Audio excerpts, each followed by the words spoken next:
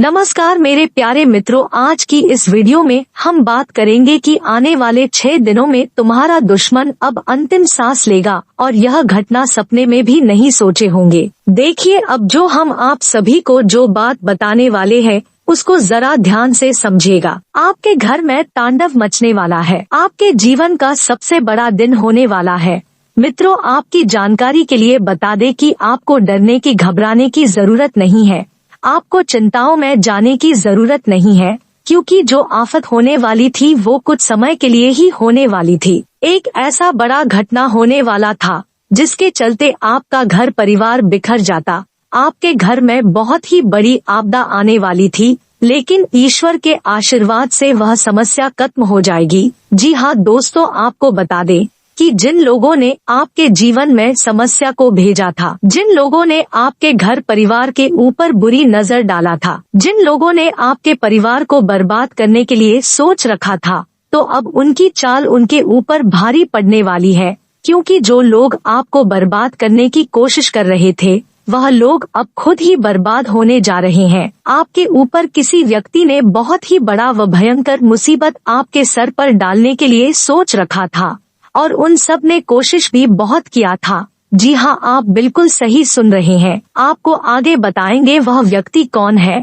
जो आपको इतने बड़े मुसीबत में डालने वाला था। लेकिन दोस्तों, कहते हैं न जो भगवान पर विश्वास रखते हैं उनका कोई भी बड़ा से बड़ा व्यक्ति कुछ नहीं बिगाड़ सकता। जिन पर स्वयं देवों के देव महादेव का आशीर्वाद हो, उस व्यक्ति का भला कोई क्या बिगाड़ सकता है। जी हाँ दोस्तों, आपके जीवन में एक ऐसा व्यक्ति है जो आपको कभी खुश नहीं देखना चाहता है। वह चाहता है कि आप हमेशा परेशान रहें, क्योंकि आप अपने जीवन में बहुत ही संतुष्ट रहते हैं। आपको जो भी खुशी मिलती है उनमें खुश हो जाते हैं। भले ही आप अपने जीवन में बहुत ही परेशान हो, लेकिन लोगों को ये ही लगता है कि आप तो ऐशो आराम की जिंदगी जी रहे हैं। आपके चेहरे पर हमेशा एक प्यारी मुस्कान होती है, जिसके पीछे बहुत ही गहरा दर्द भी छिपा होता है, लेकिन उसे कोई समझ नहीं पाता। जी हाँ दोस्तों, आप सभी ये बात भी बहुत ही अच्छे तरीके से जानते हैं। आप मन ही मन बहुत ही परेशान रहते हैं, लेकिन फिर भी आप किसी को नहीं बताते हैं। उसके बावजूद भी लोग आपके लिए और मुश्किलें खड़ी कर रहे हैं। लेकिन अब आपको घबराने की जरूरत नहीं है, क्योंकि अब आपके साथ देवों के देव महादेव हैं। आपका विश्वास भी देवों के देव महादेव पे है, इसीलिए आपके ऊपर जो बड़ी मुसीबत आने वाली थी वो अब समय से पहले ही टाल गई है। लेकिन दोस्तों, वीडियो में आगे बढ़ने से पहले यदि आप भी महादेव के सच्चे भक्त हैं, तो इस वीडियो को प्यारा सा एक लाइक जरूर करें। साथ ही आप अपने सच्चे मन हृदय भाव के साथ कमेंट बॉक्स में देवों के देव महादेव, हर हर महादेव, ओम नमः शिवाय जरूर लिखिएगा। दोस्तों, महादेव का सदैव ऐसे ही आशीर्वाद आपको प्राप्त होगा। आपके घर परिवार पर जो बड़ी मुसीबत आने वाली होगी पहले ही समाप्त हो जाएगी। घर परिवार पर सदैव महादेव का कृपा बना रहेगा। तो दोस्तों, आप जरूर लिखिएगा। आइए दोस्तों, जानते हैं आखिरकार वह व्यक्ति कौन था जो आपको आपके परिवार के ऊपर बुरी नजर डाला हुआ था। आपके जीवन में कोई बड़ा चाल चल रहा था जो आपको बर्बाद कर देता। देखिए, वह व्यक्ति कोई दूर का नहीं है, बल्कि आपके आसपास का ही कोई ऐसा व्यक्ति है जो आपके हर एक कार्यों पर नजर बनाए रखता है। आप क्या कहते हैं, क्या पहनते हैं, सब चीज उनके नजरों में रहता है।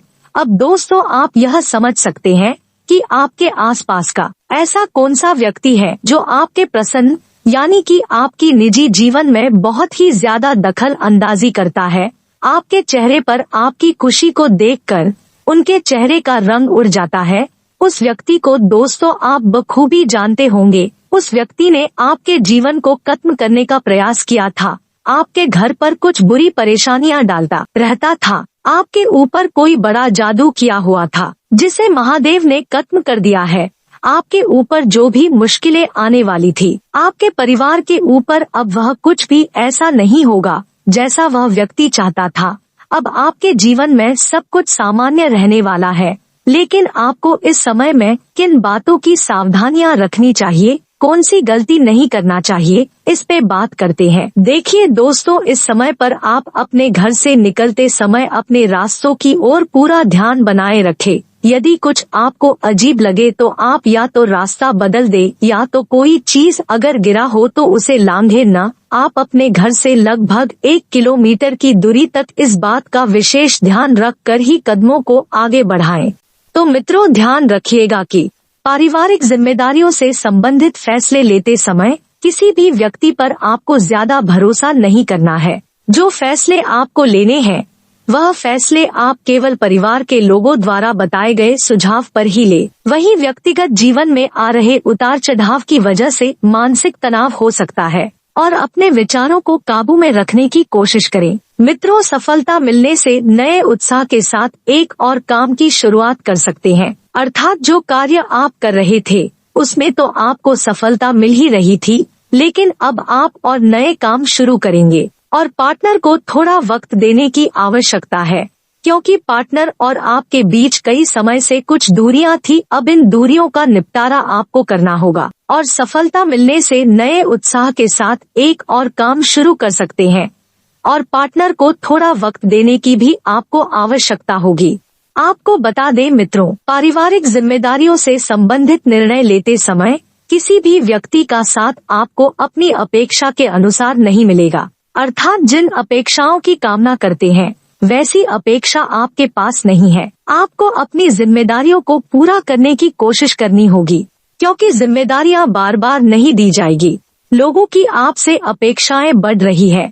जितनी आपकी क्षमता है उसके अनुसार काम करते रहें, वरना पैसों का तो नुकसान होगा ही, साथ ही आपकी छवि भी खराब होगी। इसी के साथ आपको बता दें, पति पत्नी को आपसी संबंध सुधारने के लिए प्रयत्न बढ़ाने की जरूरत है। और मित्रों, पुरानी बातें याद करने की वजह से आपको तकलीफ हो सकती है। आपके कार्य क्षमता काफी अधिक है, लेकिन आप पूरी कार्य क्षमता से काम नहीं कर पा रहे हैं, तो सकारात्मक रहकर आपको काम करने की जरूरत है, क्योंकि जब आपकी सोच सकारात्मक रहेगी तो काम भी सकारात्मक रहेगा। काम को पूरा करने की इच्छा और प्रबल शक्ति भी आप में पूरी होगी। वहीं आपको बता दें मित्रों की कैरियर से संबंधित कोई एक टारगेट बनाएं, क्योंकि होता यह है कि आप कभी कभी बहुत से टारगेट बना लेते हैं जिससे एक पर अमल कर पाना आपके लिए मुश्किल होता है।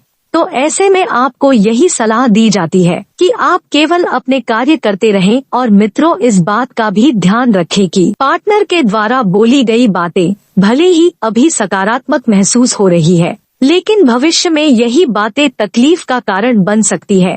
ऐसे में आपको अपने मन की सुननी चाहिए। और दोस्तों, मानसिक तनाव की वजह से आपको निराशा हो सकती है। अपनी प्रतिभा को पहचानें, अपनी इच्छा शक्ति पर विश्वास बनाएं और लगन से प्रार्थना करेंगे। उसी प्रकार से आपके अंदर बदलाव नजर आएगा और यही बदलाव लक्ष्य प्राप्त कराने में मदद करेगा। मित्रों, व्यक्तिगत जीवन में आ रहे उतार चढ़ाव का असर काम पर हो सकता है। किसी भी बात की वजह से खुद का नुकसान ना हो, इस बात का ध्यान रखें। और रिलेशनशिप से संबंधित बातों में प्रगति चाहते हैं, उसमें अपेक्षा के अनुसार बदलाव आने में और वक्त लग सकता है। तो ऐसे में संयम और सकारात्मकता दोनों गुण आपके अंदर होने चाहिए, क्योंकि संयम रखेंगे तो ही आगे बढ़ने के रास्ते नजर आएंगे और जीवन में घट रही घटनाओं को देखने का नजरिया बदलेगा। इस नजरिए की वजह से अपने मार्ग में बदलाव करें और खुद को बदलने की कोशिश करें। आप क्या कर रहे हैं, क्यों कर रहे हैं, इन बातों के ऊपर ध्यान दें। आपको बता दें मित्रों की पैसों से संबंधित किए गए कार्य की वजह से परिवार के किसी व्यक्ति के साथ विवाद होने की आशंका बन रही है और लोगों के द्वारा बोली गई बातों का असर आपकी मानसिक अवस्था पर नजर आएगा। उनके द्वारा दी गई टिप्पणियों को जरूरत से अधिक महत्व न दे एवं काम अपेक्षा के अनुसार आगे बढ़ता रहेगा। लेकिन किसी भी नए कार्य की शुरुआत करना फिलहाल संभव नहीं है। जो कार्य हाथ में है केवल उन्हीं कार्यों पर ध्यान दें। रिलेशनशिप से जुड़े हुए डिसीजन लेने से पहले दुविधा को दूर करें। आपको बता दें कि पैसों से संबंधित उतार चढ़ाव महसूस हो सकते हैं। जिन लोगों को आपने उधार दिया है उनसे थोड़ा सा पैसा वापस मिलेगा, लेकिन फिर भी आपकी जरूरत पूरी न होने की वजह से चिंता तो बनी रह सकती है। व्यापारी वर्ग को अपने स्टाफ की नीयत पर भरोसा रखना होगा। उन पर जब तक आप भरोसा नहीं रखेंगे आपके मन में तरह तरह के नकारात्मक विचार आते रहेंगे।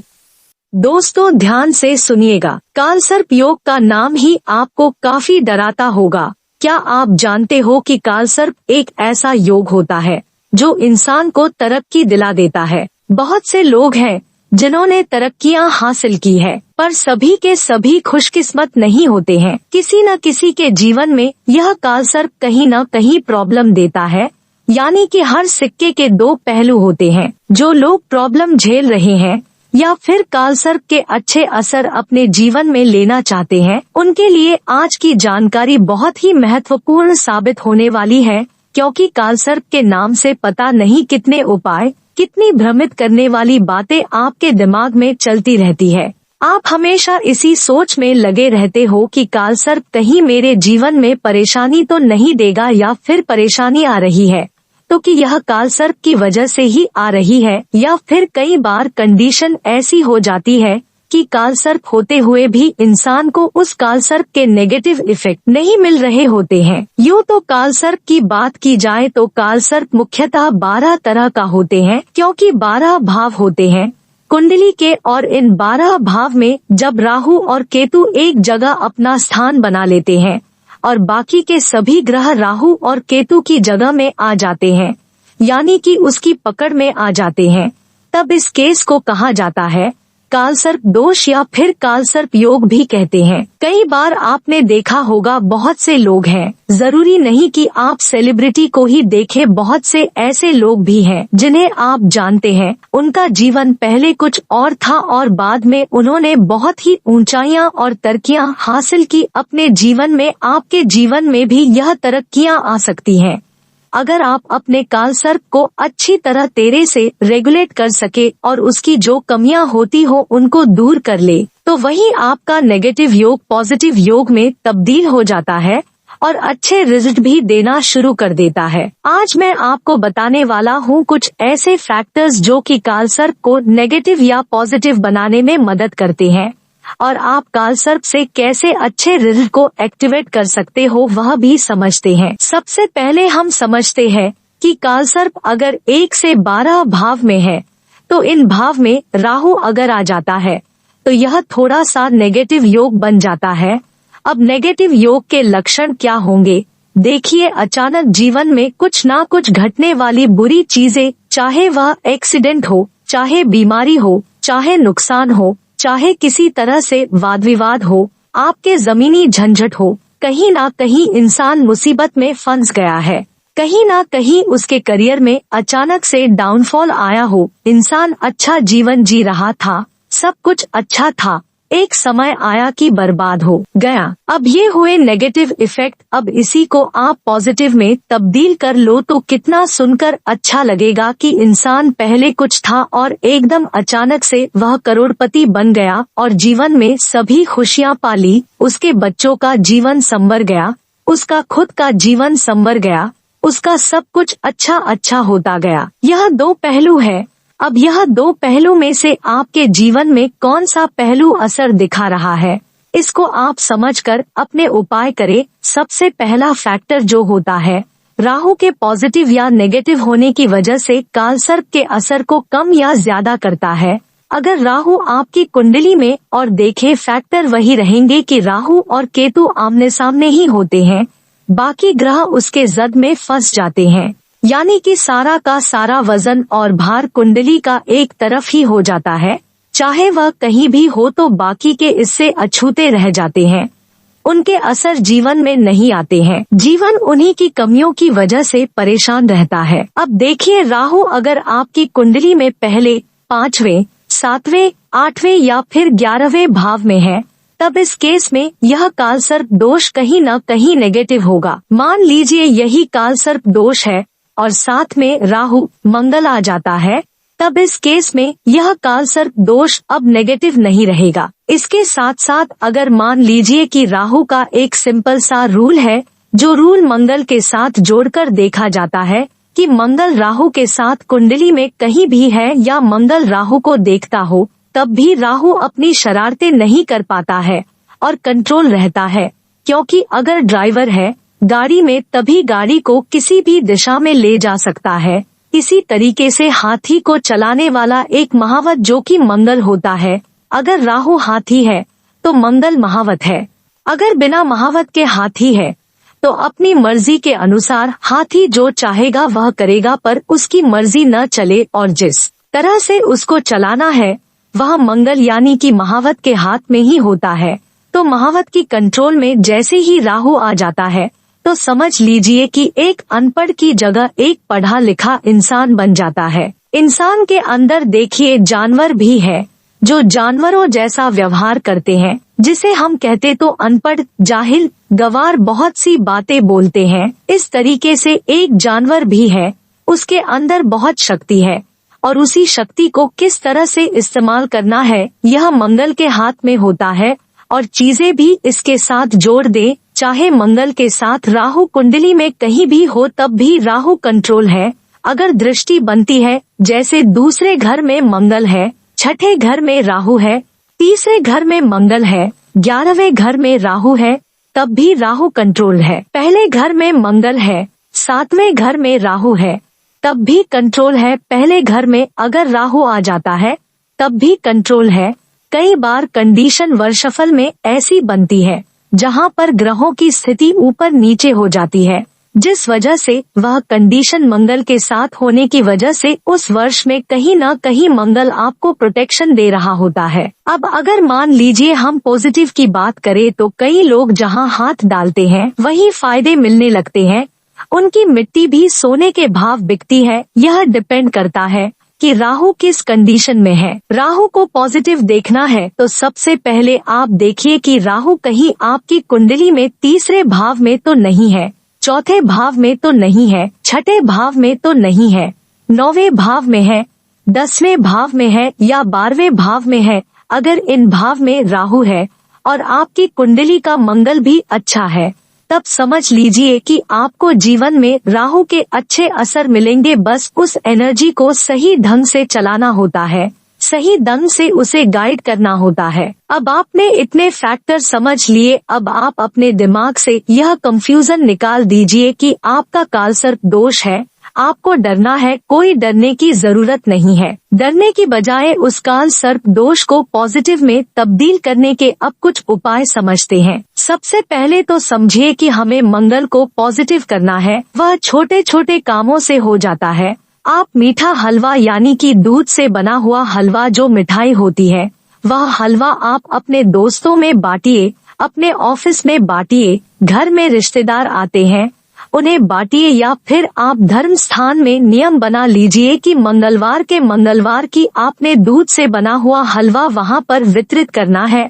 और जो लोग सौंफ का सेवन कर सकते हैं वह सौंफ का सेवन करे। और इसके साथ साथ अगर आप कहीं काम करते हैं, आपका कोई ऑफिस है, कोई दुकान है, वहां पर रखिए, लोगों को बांटिए। जितना सौंफ बांटेंगे, जितना सौंफ खाएंगे और खिलाएंगे, उतना ही आपका मंगल पॉजिटिव रहेगा। जिन लोगों ने बड़ी बड़ी पूजा करा कर भी कोई असर हासिल नहीं किए, उनको सिंपल सा एक काम करना है, अपने घर के आसपास कहीं पर कोई मंदिर तलाशिए जहां शिवालय हो। शिवालय में जो कलश होता है शिवलिंग के ऊपर जिसमें जल भरा होता है, ऐसा कलश, और नाग देवता जो कि शिवलिंग को घेरे हुए होते हैं, ऐसे नाग देवता और कलश किसी भी धातु के हो, चाहे वह पीतल के हो चाहे तांबे के हो। अगर आपकी व्यवस्था है तो चांदी के भी चढ़ा सकते हैं।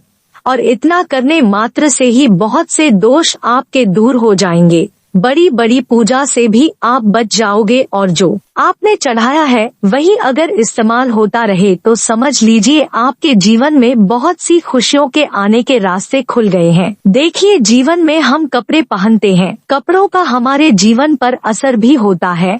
कपड़ों को भी थोड़ा सा लिमिटेड करिए, यानी कि डार्क कलर के कपड़े मत पहने, गहरे रंग के कपड़े, खासकर नीले और काले रंग के कपड़ों का परहेज करिए। लाइट कलर के कपड़े जितना पहन लेंगे उतना आपके लिए अच्छा रहेगा। अगर आपके ऑफिस की ड्रेस है या जॉब प्लेस पर है तो उसकी टेंशन मत लीजिए, पर अपने डेली वियर में लाइट कलर को शामिल करिए। जो लोग रतन पहनना चाहते हैं, अगर आपकी कुंडली में राहु तीसरे भाव में है, चतुर्थ भाव में है, छठे भाव में है या फिर 10वें भाव में है, तो आप गोमेद मध्यमा उंगली में, जो कि हमारे सीधे हाथ की बीच की उंगली होती है, इस उंगली में आप गोमेद पहनिए 5 धातु में बनवाकर, और इसे शनिवार के दिन आप अच्छी तरह से धोके या फिर सिद्ध करवा के आप इसे पहने, देखिए आपको कितने अच्छे रिजल्ट मिलेंगे। वहीं राहु जो बिगड़ा हुआ है, राहु एक ऐसी एनर्जी है, इलेक्ट्रिसिटी है,